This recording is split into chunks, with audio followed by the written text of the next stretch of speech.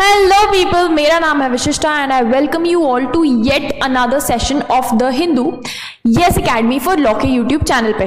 आज हम क्या करने वाले हैं, हमेशा की तरह आज हम डिस्कस करने वाले हैं कि द हिंदू के बेसिस पे पिछले 4 दिनों में क्या क्या इंपॉर्टेंट चीजें, national international sports awards everything included हुई हैं आपके एग्जाम पॉइंट ऑफ व्यू से, जो आपके लिए इंपॉर्टेंट हो सकती है। ठीक है, फटाफट without any further delay start करते हैं। स्टार्टिंग विद 16th को क्या क्या हुआ है, तो भाई 16th को 15th के जो अपडेट्स आए थे उसमें हमारे प्राइम मिनिस्टर ने एक स्पीच दी थी। हमेशा की तरह ये उनकी 11th सक्सेसिव इंडिपेंडेंस डे की स्पीच है, 11वीं, क्योंकि नया टर्म स्टार्ट हुआ है तो 11th, 10 ऑलरेडी कंप्लीट हो चुकी थी। यहां पे उन्होंने कुछ कुछ चीजें हाईलाइट की हैं, जिसमें सबसे बड़ा जो हाईलाइट था वो थी बात उनकी ऑन यूनिफॉर्म सिविल कोड, जिसको उन्होंने नया शब्द दिया है, जिसको वो बोल रहे हैं सेक्युलर सिविल कोड। तो उनका यही कहना है कि बीजेपी का जो आइडियोलॉजिकल एम है ऑफ यूनिफॉर्म सिविल कोड, उस आइडिया को रिफ्रेम करते हुए उन्होंने सेक्युलर सिविल कोड बोला है, और ये बोला है कि इस बार का हमारा टारगेट है इसको एग्जिस्टेंस में लेकर आना। उनका ये भी कहना था कि सुप्रीम कोर्ट ने रिपीटेडली बार बार डिस्कस किया है यूनिफॉर्म सिविल कोड के बारे में इन इंडिया, और हमारी कंट्री के एक बहुत ही लार्ज सेक्शन, मतलब बहुत सारी बड़ी public large section of the country believe करती है, and it is true that the civil code what we have is a communal civil code. अभी जो हमारे पास है वो हमारा रिलीजन के बेसिस पे सिविल कोड डिवाइडेड है, but what we need is a secular and a uniform civil code. The need of the hour is a secular civil code. Only then will we be free from discrimination on the basis of religion. अब criminal law जैसे सबके लिए same है, आप चोरी करो, चाहे कोई हिंदू चोरी करे, चाहे क्रिश्चियन, चाहे मुस्लिम, कोई भी चोरी करे, सबके लिए क्रिमिनल लॉ सेम है। लेकिन जब पर्सनल लॉस पे बात आती है, जैसे कि मैरिज, डिवोर्स, अडॉप्शन, ये सब पर्सनल रिलीजन के बेसिस पे डिवाइडेड है। इसकी वजह से काफी सारी जगहों पे भेदभाव या बहुत बड़े लेवल पे डिस्क्रिमिनेशन भी देखने को मिलता है, स्पेशली अगेंस्ट विमेन। बहुत सारे ऐसे रिलीजियस प्रैक्टिसेस में विमेन को बहुत ज्यादा डिस्क्रिमिनेटेड वे में उनको ट्रीट किया जाता है, उनके कुछ खास ज्यादा अधिकार नहीं है, बिकॉज उनके पर्सनल लॉज उनको वो अधिकार नहीं देते। तो बहुत सालों से, इनफैक्ट जब हमारा कॉन्स्टिट्यूशन बना था तो हमारे कॉन्स्टिट्यूशन के फ्रेमर्स ने ही आर्टिकल 44 डाल के एक चीज प्रूफ कर दी थी कि यूनिफॉर्म सिविल कोड लाना हमारा एम तो है, लेकिन कब आता है, जब हमारी कंट्री उसके लिए तैयार हो पाएगी। तो अब धीरे धीरे करके यूनिफॉर्म सिविल कोड की बातचीत they are trying to turn into reality. Okay, Besides, अब यूसीसी के अलावा large part of the prime minister's customary address touched on several issues. हालांकि उन्हें वेस्ट बंगाल में जो बहुत ही बड़े लेवल पर अभी प्रोटेस्ट चल रही है related to the West Bengal rape case, उसको डायरेक्टली एड्रेस करते हुए कुछ नहीं बोला, लेकिन उनका जरूर उनके एड्रेस में बात हुई थी about women's safety, the issue of women's safety की उन्हें बात की थी। इसके अलावा उन्होंने एक और इंपॉर्टेंट चीज के बारे में बात की, जो हमारे बगल वाली कंट्री बांग्लादेश में बहुत बड़े लेवल पे प्रोटेस्ट चल रही है, अनरेस्ट चल रहा है। उसमें उनका ये कहना था कि as a neighbouring country I understand the worry regarding what happened in Bangladesh. मतलब मैं समझता हूं, क्योंकि बगल में ही कंट्री है, उनकी कंडीशंस हम बहुत पास से जानते हैं। इनफैक्ट बांग्लादेश को आजादी दिलाने में इंडिया का बहुत बड़ा हाथ था। किससे आजादी दिलाने में? पाकिस्तान। तो पहले Bangladesh used to be East Pakistan, बाद में जाके वो बांग्लादेश बना 1971 के बाद। उनका ये भी कहना था, I hope that the situation becomes normal there very soon, we are committed towards peace and have the best wishes of Bangladesh development in mind. उसके अलावा उन्होंने नीट के टॉपिक पर भी बात करते हुए कहा कि नीट जो मेडिकल एग्जाम है, national eligibility cum entrance test for medical education, और उन्होंने ये बोला कि उनकी गवर्नमेंट प्रॉमिस करती है कि ये जो सीट्स अवेलेबल है नीट के लिए for medical education across the country, वो बढ़ाने का प्रॉमिस करते हैं बाय 75,000। अभी जितनी सीट्स हैं उसमें 75,000 और सीट्स ऐड करने का वादा किया है उन्होंने अपनी स्पीच में। This was again his 11th Independence Day address. Coming on to the next important news, ये काफी ज्यादा इंपॉर्टेंट है। काफी टाइम से चर्चा चल रही है कि पीएम कुसुम, फुल फॉर्म प्रधानमंत्री किसान ऊर्जा सुरक्षा एवं उत्थान महाअभियान, पीएम कुसुम, इसके अंडर एग्रीकल्चर जैसे सेक्टर्स को पावर देने के लिए बहुत बड़े लेवल पे सोलर पावर जो या सोलर पैनल्स होते हैं, कई हैवी गीगावाट्स के सेटअप करने का स्कीम थी ये, बट उसी के बारे में यहाँ बात हो रही है कि क्योंकि बहुत ज़्यादा इनमें डिलेज हो रही है। ये पूरा 34,000 करोड़ का प्रोजेक्ट है, बट इसमें क्योंकि बहुत ज़्यादा डिले हो रहा है इस प्रोग्राम को लॉन्च होने में, to boost solar energy infrastructure in agriculture, ये प्रोग्राम मेनली किसानों को हेल्प करने के लिए है। सोलर पावर को एग्रीकल्चर सेक्टर में यूज करने के लिए प्रोग्राम था। क्योंकि इसमें लॉन्च होने में बहुत ज़्यादा डिले हो रहा है, इसलिए जो स्टेट्स हैं उन्होंने कुछ ऑल्टरनेट अप्रोच के साथ एक्सपेरिमेंट करना शुरू कर दिया है, जैसे हम आगे जाके डिस्कस करेंगे, बट थोड़ा सा इसके बारे में जान लेते हैं कि ये क्या था। इस प्रोग्राम के अंडर बेसिकली 100 गीगावाट का सोलर पावर प्लांट सेटअप करने वाले थे इन जो भी किसान जमीनों को ओन करते हैं, फार्मर ओन्ड लैंड्स।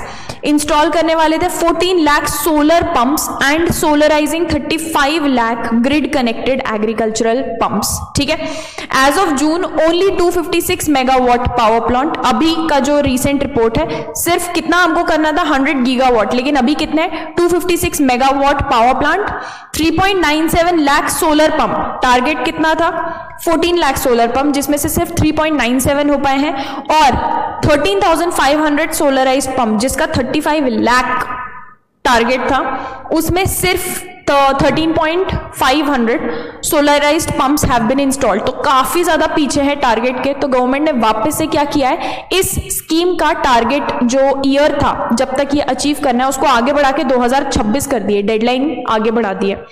बहुत सारे चैलेंजेस आ रहे हैं, जिसमें से सबसे बड़ा चैलेंज ये है कि भाई ये सोलर पैनल, जैसे कि आप यहाँ देख सकते हो, ये पूरा सेटअप करने के लिए बहुत बड़े अमाउंट में लेवल पे जमीन की जरूरत पड़ती है। सबसे बड़ा चैलेंज यही हो रहा है अवेलेबिलिटी ऑफ सूटेबल लैंड जहां पे ये सोलर पैनल्स को सेटअप किया जा सके। Solar power in India has grown on the back of utility scale power projects, खास तौर पे गुजरात और राजस्थान में, जहां बहुत बड़े बड़े जमीन के एरियाज अनकल्टिवेबल है, जहां खेती किसानी नहीं की जा सकती, डेजर्ट है, रेगिस्तान के एरियाज हैं, वहां पर बहुत बड़े लेवल पे इस तरीके के मतलब उन जमीनों को यूज किया जा सकता है for solar power plants. With agricultural land it is often a challenge. Gujarat Rajasthan में ये थोड़ा आसान है, लेकिन जहां ऐसे स्टेट्स में जहां एग्रीकल्चरल लैंड है, खेती किसानी की जा सकती है, वहां पूरी जमीन को यूज करना सोलर पावर पैनल्स को सेटअप करने के लिए थोड़ा मुश्किल होता है, अवेलेबल होना land, because enough parcels of land that can be pulled together and made available to the power project is not feasible. ठीक है, तो इसी के चलते यहां पे क्या किया जा रहा है, उनका ये कहना है कि भाई हम अब ड्रोन टेक्नोलॉजी को यूज कर रहे हैं। We have been working with Rajasthan government by developing a digital platform that uses drone technology to map large land parcels.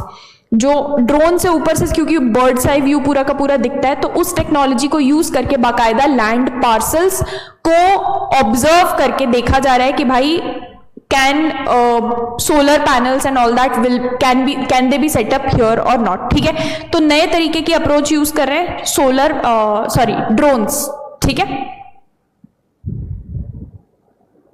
Moving on. अच्छा, यहां महाराष्ट्र गवर्नमेंट ने एक नई स्कीम निकाली है जिसमें उनका ये कहना है, महाराष्ट्र के डेप्यूटी सीएम जो है, डेप्यूटी सीएम देवेंद्र फडणवीस, वो थर्सडे को विजिट किया था और उन्होंने अनाउंस किया है कि 1 करोड़ से ज्यादा eligible women in the state उनको दिया जाएगा 1,500 पर मंथ। किस स्कीम के अंडर? मुख्यमंत्री लाडली बहन स्कीम के अंडर इन एलिजिबल औरतें, कौन एलिजिबल औरतें होंगी वो हम आगे पढ़ेंगे, इनको पर महीना 1,500 रुपए दिया जाएगा, जो कि सैटरडे को ये फंड सेटअप होने वाला है 2 days अहेड ऑफ रक्षाबंधन के पावन अवसर पर। He said that some eligible women had already received 3,000 covering 2 months। Already उनको मिल चुके थे during the scheme's trial run. जो एक दिन वेडनेसडे को स्कीम का ट्रायल रन हुआ था, उसमें काफी सारी औरतों को ऑलरेडी 2 महीने के पैसे मिल चुके हैं।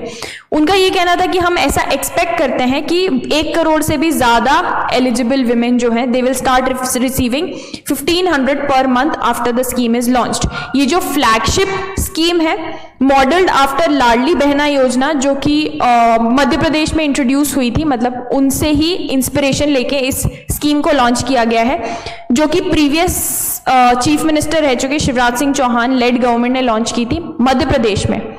was included in the supplementary budget presented by Deputy CM and Finance Minister Ajit Pawar and Devendra Fadnavis and is expected to cost the state करीब 46,000 करोड़ एनुअली, हर साल इतना लगने वाला है इस स्कीम को इंप्लीमेंट करने के लिए। Under the scheme under privileged, अब देखो एलिजिबिलिटी की जो बात हो रही है, जो अंडर प्रिविलेज्ड औरतें होती हैं between the age of 21 to 65, ठीक है, अंडर प्रिविलेज्ड बोले तो एनुअल फैमिली इनकम जिनकी 2.5 लाख से भी कम हो, 2.5 लाख या उससे कम है एनुअल फैमिली इनकम जिनकी, वो under privileged कहलाएंगी।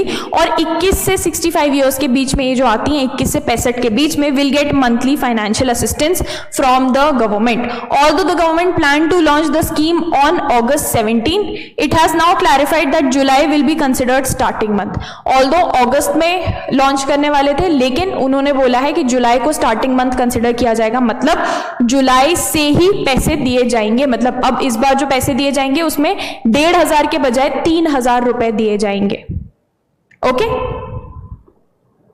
Just give me a second.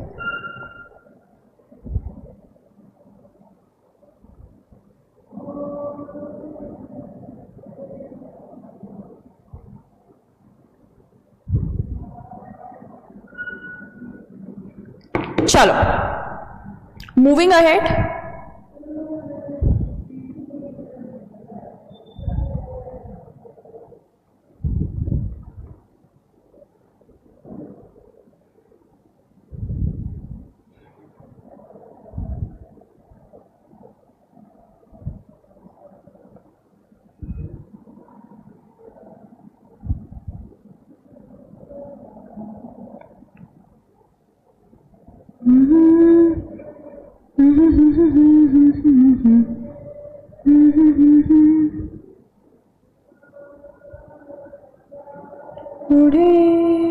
दिल की जहां में।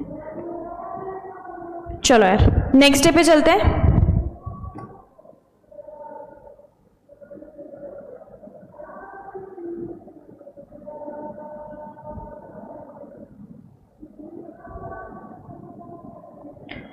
जम्मू कश्मीर में फाइनली आर्टिकल 370 जो एब्रोगेट हुआ था, उसके बाद पहली बार 2019 के बाद पहली बार स्टेट असेंबली के पोल्स होने वाले हैं, जो 3 फेजेस में होने वाले हैं 18 सितंबर को। ये 3 फेजेस यहाँ पे जैसे कि आप देख सकते हैं, फेज 1 होगा, ये जो ग्रे एरिया दिख रहा है अनंतनाग और डोडा, मोस्टली ये जो 2 मेजर रीजन्स हैं इनके, इस ग्रे एरिया में पूरे में फेज 1 में होगा election process and voting and all that.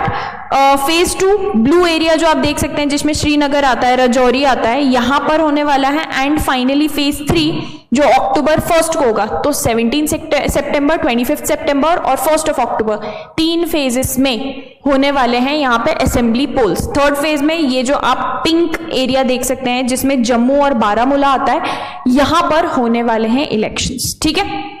तो 3 फेजेस में ये इलेक्शंस होने वाले हैं, काफी ज्यादा इंपॉर्टेंट होते हैं क्योंकि this will be the first assembly poll in Jammu and Kashmir since the revocation of Article 370 जो 2019 में हुआ था।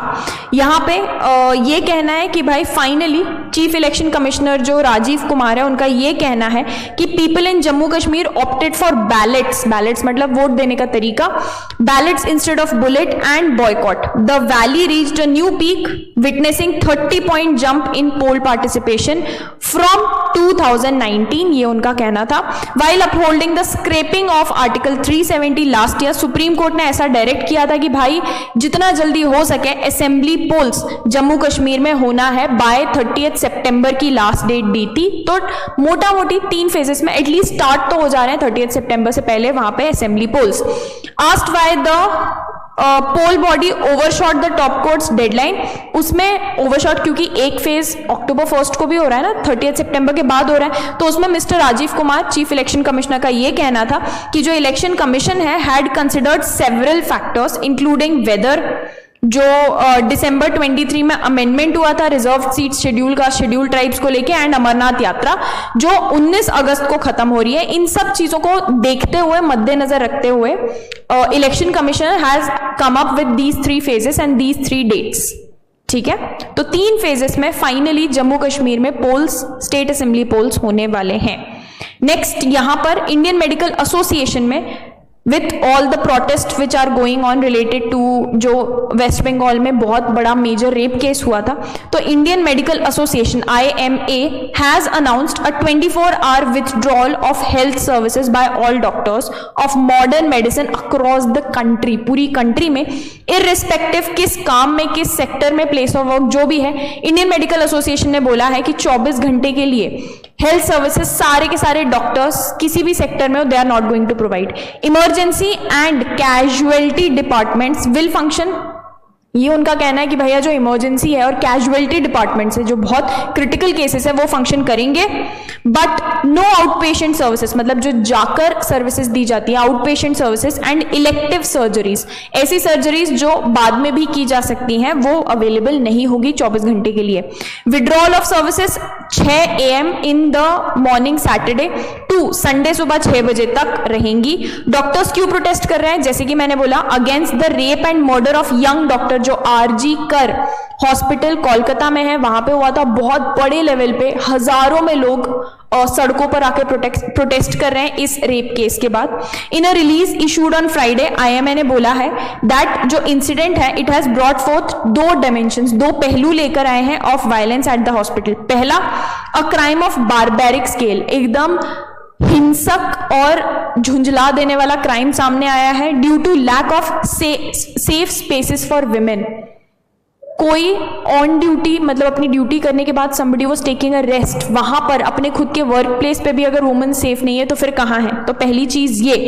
एंड दूसरा इशू ये कि जो hooliganism that followed due to the lack of an organised security protocol, कि ये जो पूरा अभी तक पुलिस ढूंढ ही रही है, ये जो पूरा चल रही है, जिस तरीके से डील किया गया केस के साथ, ये जो सिक्योरिटी प्रोटोकॉल क्योंकि नहीं है विच इज इन प्लेस, इन दोनों चीजों को सामने लेकर आता है ये इशू। ये इतना भयानक, इतना खतरनाक केस था कि इसने पूरे देश को, नॉट जस्ट वेस्ट बंगाल या कोलकाता, पूरे देश को हिला के रख दिया है। यहाँ पे IMA के जो प्रेसिडेंट है, नेशनल प्रेसिडेंट RV अशोकन, उनका ये कहना है, the crime and the vandalism has shocked the conscience of the nation. Today both the medical fraternity and nation are victims. Medical fraternity के साथ पूरा का पूरा देश ही विक्टिम है इस क्राइम का। अच्छा, coming on to the next news, काफी ज्यादा इंपॉर्टेंट। यहां पे नेशनल फिल्म अवार्ड्स 2022 के लिए अनाउंस हुए थे फ्राइडे को, एंड इसमें मोस्टली रीजनल मूवीज ने डोमिनेट किया है। जैसे कि आप देख सकते हैं कि मलयालम मूवी जो है, जिसका नाम है आत्तम, जिसका मतलब होता है the play, in Malayalam being adjudged the best feature film. This is very important, इस पे सीधा क्वेश्चन आता है, बेस्ट फीचर फिल्म किसको मिला है? तो मलयालम मूवी है जिसका नाम है अट्टम, जिसका मतलब होता है द प्ले, जिसमें अनदर मूवी ऋषभ शेट्टी, उन्होंने ही डायरेक्ट भी की थी, एक्टर भी वही थे, Rishabh Shetty. He won the best actor for his role in Kantara. If you haven't watched that movie, I highly recommend, amazing, one of the best movies I have seen in a while. And Nithya Menen and Manasi Parekh, इन दोनों को ही best actress award इन्होंने share किया है Tamil movie के लिए। First one was for Tamil movie Thiruchitrambalam and the second is Kutch express which is a Gujarati movie. तो बेस्ट एक्ट्रेस भी रीजनल मूवीज को मिला है, रीजनल मूवीज की एक्ट्रेसेस को मिला है। Best actor again Kannada movie Kantara, उसके एक्टर को मिला है। Aattam was also declared best movie in the editing category and for screen play. Best choreography गया है फॉर, अगेन कोरियोग्राफी का अवार्ड गया है to Jani master and Satish Krishnan for their work in Thiruchitrambalam, जो मूवी हमने अभी देखी थी, तमिल मूवी, जिसके लिए बेस्ट एक्ट्रेस मिला है, उनको ही बेस्ट कोरियोग्राफी भी मिला है। बेस्ट डायरेक्शन का अवार्ड गया है सूरज आर बड़जात्या फॉर ऊंचाई। ये movie you might have probably seen, Hindi movie है, अमिताभ बच्चन और भी बहुत सारे सीनियर एक्टर्स इसमें थे। ऊंचाई सूरज बड़जात्या की मूवी है, उनको मिला है बेस्ट डायरेक्टर। ओके, तो मोस्टली जो मूवीज आती हैं, क्वेश्चंस आते हैं, उसमें best actor, actress, best feature film, best director, इन सब से रिलेटेड क्वेश्चंस पूछे जा सकते हैं। अच्छा, बेस्ट हिंदी फिल्म का अवार्ड गया है गुलमोहर को. If you haven't seen, again an amazing movie, because Manoj Bajpayee है तो अमेजिंग तो होगी ही. Award as well, while Nikki Joshi won the best costume designer for Kutch Express. ठीक है, so these are the national awards which were announced. अच्छा, इसके अलावा बेस्ट म्यूजिक डायरेक्टर का अवार्ड मिला है फॉर मणिरत्नम की पोन्नियन सेल्वन में ए.आर. रहमान ने जो काम किया था. तो of course goes without saying, if A R. Rahman is anywhere तब वही लेके जाएंगे अवार्ड, तो उनको मिला है म्यूजिक डायरेक्टर का फॉर मणिरत्नम की जो मूवी है पोन्नियन सेल्वन.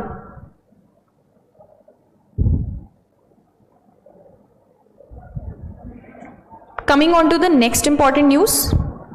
छोटी सी न्यूज है. इसरो, हमारा इंडियन स्पेस रिसर्च ऑर्गेनाइजेशन ने फ्राइडे को EOS-08 earth observation satellite launch की है.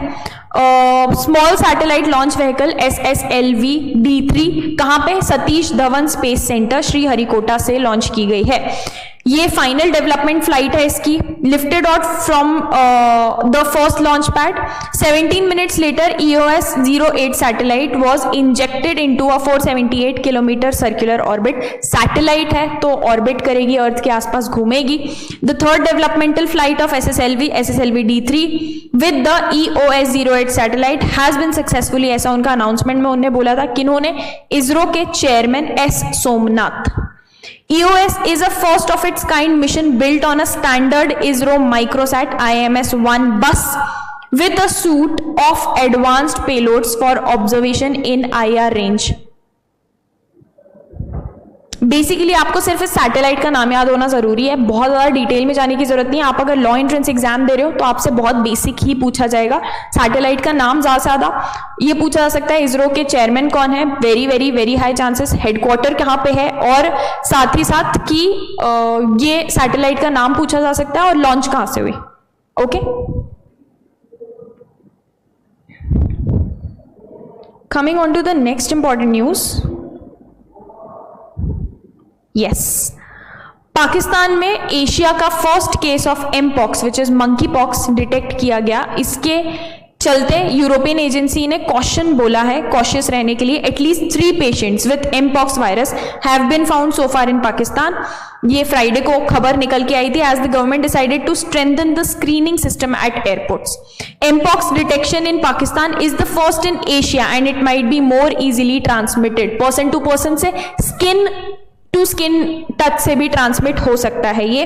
वर्ल्ड हेल्थ ऑर्गेनाइजेशन ने वार्निंग इशू किया है, डिक्लेयर किया है कि spread of mpox a global health emergency again after coronavirus. All 3 patients belong to Khyber Pakhtunkhwa province. तीनों पेशेंट्स यहां से हैं, तो वेरी हाई चांस आपस में कांटेक्ट में आए होंगे in the north west and the militancy wracked region bordering Afghanistan.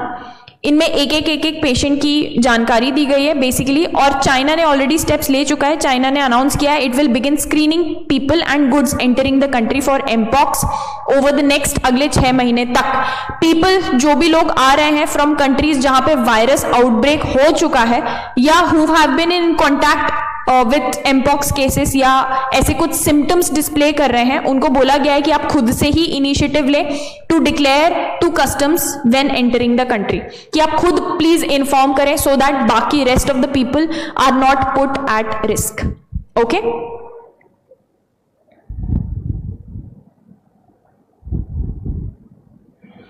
यहां पे बहुत छोटा सा emotional message. Wrestler Vinesh Phogat ने ऐसा बोला है सैटरडे को कि कुछ अलग हालात होते, डिफरेंट सर्कमस्टांसेस होते तो she could have seen herself competing in the Olympics till 2032 because she still has a lot of left in her but is unsecure about her future as things might never be the same again. पूरा हमने discuss किया था कि wrestler Vinesh Phogat के case में हुआ क्या था, पूरी स्टोरी हमने समझी थी, डिस्कस की थी. सिर्फ 100 ग्राम्स ओवरवेट होने के कारण last minute she was disqualified from Olympics. She had a lot of dreams of course, जिसके बाद उन्होंने सीधा रिटायरमेंट ले लिया. तो इसके बाद उनका ये कहना था कि अगर कुछ और कंडीशंस और सर्कमस्टांसेस कुछ और होते तो वो कंपीट कर सकती थी टिल अ गुड 2032, लेकिन अब she has become insecure about her future, तो now she can not any मोर.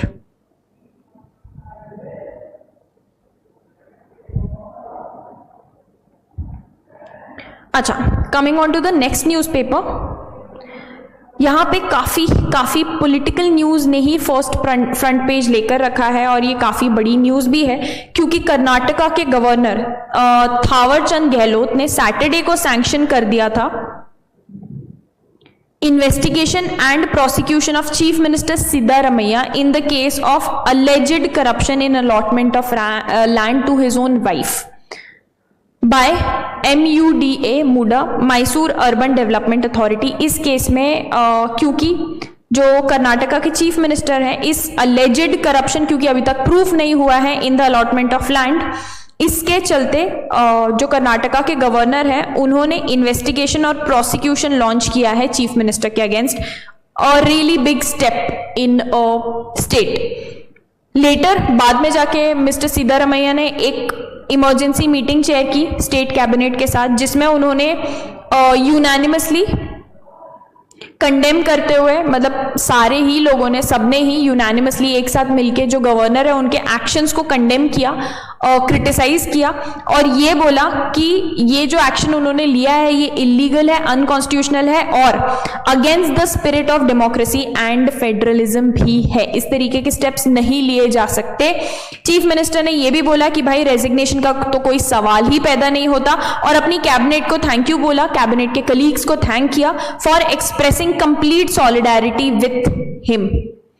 जो गवर्नर के साथ उन्होंने कम्युनिकेशन किया था, द गवर्नर, उन्होंने ये बोला कि 2004 की रूलिंग बाय अ 5 जज bench of supreme court related to Madhya Pradesh, उसको कोट करते हुए उन्होंने ये बोला that the top court had held that if governors did not use their discretion based on facts and circumstances, it would lead to a complete breakdown of rule of law, in as much as it would then be open for governments to refuse sanction in spite of overwhelming basically 2004 का supreme court का जो judgement था मध्य प्रदेश के case में, उसमें ऐसा बोला गया था, सुप्रीम कोर्ट ने बोला था कि भाई अगर गवर्नर जो होंगे वो अपनी मर्जी, अपना डिस्क्रिशन, जो पावर्स उनको दी गई हैं वो यूज नहीं करेंगे बेस्ड ऑन जो भी फैक्ट्स और सर्कमस्टांसेस, सिचुएशन उनको दिख रही है, उस केस में जो गवर्नमेंट होगी वो अपनी बेसिकली मर्जी, मन मर्जी चलाएंगी और it will lead to a complete breakdown of rule of law.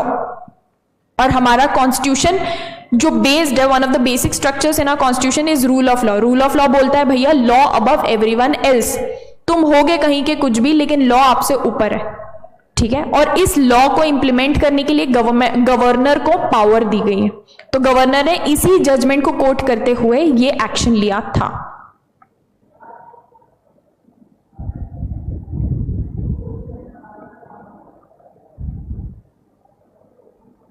Coming on to the next important news.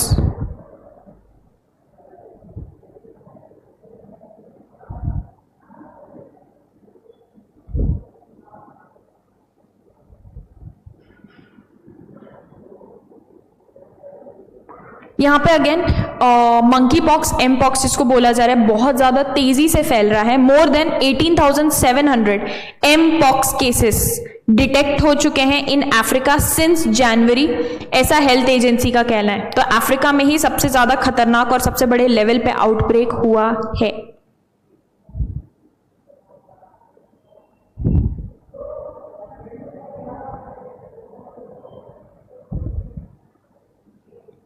अच्छा, coming on to the last newspaper, this is very very very important. यहां पर Supreme court ने suo motu cognizance, खुद से ही cognizance लिया है of the Kolkata rape case, जो बहुत बड़े लेवल पे जिसमें प्रोटेस्ट चल रही हैं।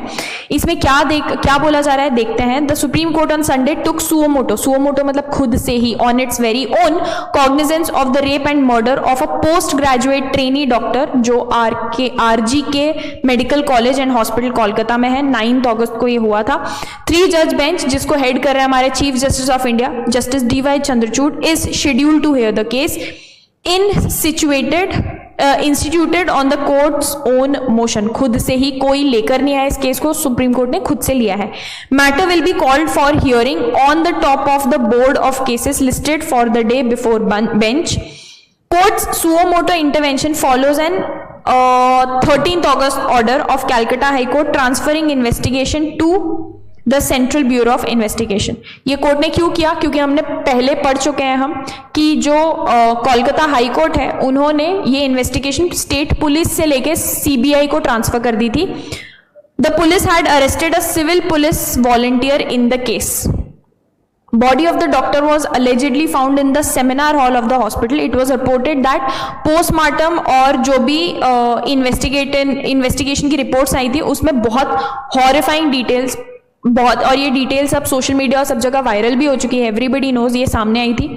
संडे मॉर्निंग हम ये पढ़ चुके हैं, IMA इंडियन मेडिकल एसोसिएशन ने 24 घंटे की strike on because of this issue बोला था कि सिर्फ इमरजेंसी और क्रिटिकल हेल्थ केयर सर्विसेज के अलावा कोई भी और हेल्थ केयर सर्विसेज 24 घंटे तक रद्द रहेंगी। अगर किसी कंट्री का हेल्थ केयर सर्विस या हेल्थ केयर डिपार्टमेंट पीछे हट जाता है, इस तरीके की चीजें लेता है, मतलब there is a very high chance कि भाई नेशनल इमरजेंसी तक डिक्लेयर हो सकती है। बिकॉज हेल्थ केयर एक ऐसा सिस्टम है, अगर हम पिलर्स देखें जिसके ऊपर ये कंट्री काम कर पा रही है, हम रोज कैसे ऑफिस आते हैं सेफली, किस तरीके से हम इतना मेंटली सेफ और सिक्योर फील करते हैं, only because our health care is functioning.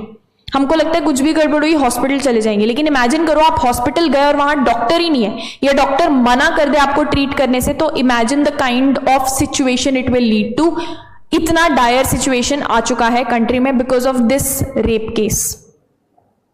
तो IMA ने प्रोटेस्ट भी लॉन्च किया था। इसी के चलते ये सब देखते हुए सुप्रीम कोर्ट ने इंटरवीन किया, सुप्रीम कोर्ट बीच में आया और सुओमोटो मतलब खुद से ही कॉग्निजेंस लिया है इस केस का, जिसके ऊपर सुनवाई आगे जाकर होने वाली है। अच्छा, दिस इज इंपॉर्टेंट, इसको हमने डिस्कस किया था कि मलेशिया के प्राइम मिनिस्टर आने वाले हैं, तो he had already arrived. Malaysian prime minister Anwar Ibrahim will land in Delhi today which was on Monday on a 3-day visit. 3 दिन के लिए आए, जहां पे हमारे प्राइम मिनिस्टर नरेंद्र मोदी के साथ मिलेंगे और काफी सारे अग्रीमेंट साथ में काम करने के लिए साइन करने वाले हैं। Multi sectoral cooperation agenda to enhance किन किन चीजों में, trade, strategic ties and people to people links. जो ministry of external affairs they have come up with all these agreements, इसको साइन वो करने वाले हैं। अच्छा, एक इंपॉर्टेंट चीज थी, 2021 में हमारे जो प्राइम मिनिस्टर हैं उन्होंने एक रिक्वेस्ट किया था, raised Mister Naik's extradition with the then Malaysian prime minister Mahathir Mohamad when they met on the sidelines of conference in Russia. जो मिस्टर नाइक है, जाकिर नाइक उनका पूरा नाम है, who is wanted in Indian investigative agencies. India में wanted है, ऐसा माना जाता है कि मलेशिया में छुपकर बैठा हुआ है ये, तो इनके एक्स्ट्राडिशन के लिए कि मतलब इंडिया को हैंड ओवर कर दिया जाए, ये रिक्वेस्ट किया था। बट उस टाइम पे जो गवर्नमेंट थी उन्होंने अनाउंस कर दिया था कि Indian and Malaysian officials would stay in contact regarding the important issue, but कुछ खास रिजल्ट इसका सामने निकल के नहीं आया, जिन्होंने मिस्टर नाइक को परमानेंट, उस टाइम पे मिस्टर नाइक को जो प्राइम मिनिस्टर थे उन्होंने परमानेंट रेसिडेंस दे दिया था। तो उसके चलते इंडिया की जो रिक्वेस्ट थी उसको पब्लिकली खारिज कर दी गई थी। उसके बाद से इंडियन एजेंसीज ने काफी बार इंटरपोल को भी रिक्वेस्ट डाली है एंड ऑल दैट, बट कुछ निकल के नहीं आया। मिस्टर इब्राहिम ने विजिट किया था, ये जो अभी के प्राइम मिनिस्टर है, 2019 में, when he was part of Mister Mahathir's ruling alliance. In the interview the Hindu he had said कि अगर मिस्टर नाइक के गिल्ट का एविडेंस मलेशिया को मिल जाता है, then he is ready to hand him over to the Indian government. Okay, so guys this was all for today. पिछले 4 दिन में क्या क्या इंपॉर्टेंट हुआ हम आज डिस्कस कर चुके हैं। नेक्स्ट अपकमिंग फ्राइडे को जब हम मिलेंगे तो ट्यूसडे, वेंसडे और थर्सडे को जो जो भी हुआ है we are going to discuss it on the upcoming Friday. Okay, तब तक के लिए रिवाइज करते रहिए। करंट अफेयर से डरने की बिल्कुल भी जरूरत नहीं है। इस तरीके से धीरे धीरे आराम से हम करंट अफेयर्स पढ़ते जाएंगे। So guys, thank you for joining me in today's session. I will see you guys again on Friday. This is विशिष्टा साइनिंग ऑफ।